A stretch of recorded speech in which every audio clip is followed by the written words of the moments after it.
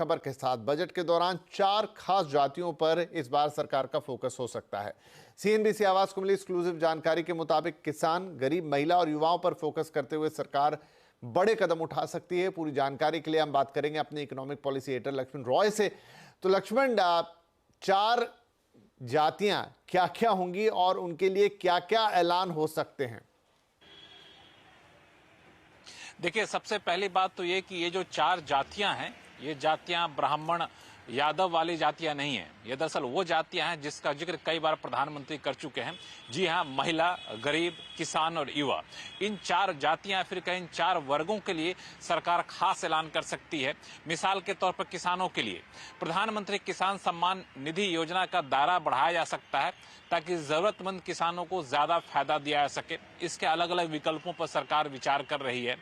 दूसरा, किसान credit card के तहत जो सस्ते ब्याज दर पर किसानों को पैसे दिए जाते हैं, उसके तहत भी सरकार फायदा बढ़ा सकती है, इंसेंटिव बढ़ा सकती है। उसके भी अलग अलग तरीके सरकार निकाल रही है। इसी तरीके से अगर महिलाओं की बात करें तो महिलाओं के लिए यहाँ पे लाडली बहना स्कीम के तर्ज पर महिलाओं के लिए खास स्कीम का ऐलान किया जा सकता है। गरीबों के लिए जितनी भी कल्याणकारी योजनाएं चल रही हैं, उन कल्याणकारी योजनाओं को और ज्यादा बढ़ावा दिया जाए और लोगों तक पहुंचाया जाए, इस पर कोशिश होगी। और साथ ही साथ युवाओं के लिए रोजगार के ज्यादा मौके पैदा हो, इसके लिए कदम उठाए जा सकते हैं। पेंशन स्कीम जो है नौकरी पेशा लोगों के लिए, उस नए पेंशन स्कीम में बदलाव किया जा सकता है ताकि गारंटीड रिटर्न जैसे विकल्प दिए जा सके।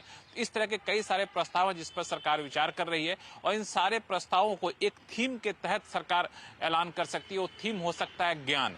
ज्ञान हिंदी वाला शब्द नहीं होगा, वो इंग्लिश वाला शब्द होगा, GYAN। जी का मतलब होगा गरीब, Y का मतलब होगा युवा, A का अन्नदाता यानी किसान और N का मतलब होगा नारी। और इस थीम के तहत सरकार अपने स्कीम का ऐलान कर सकती है।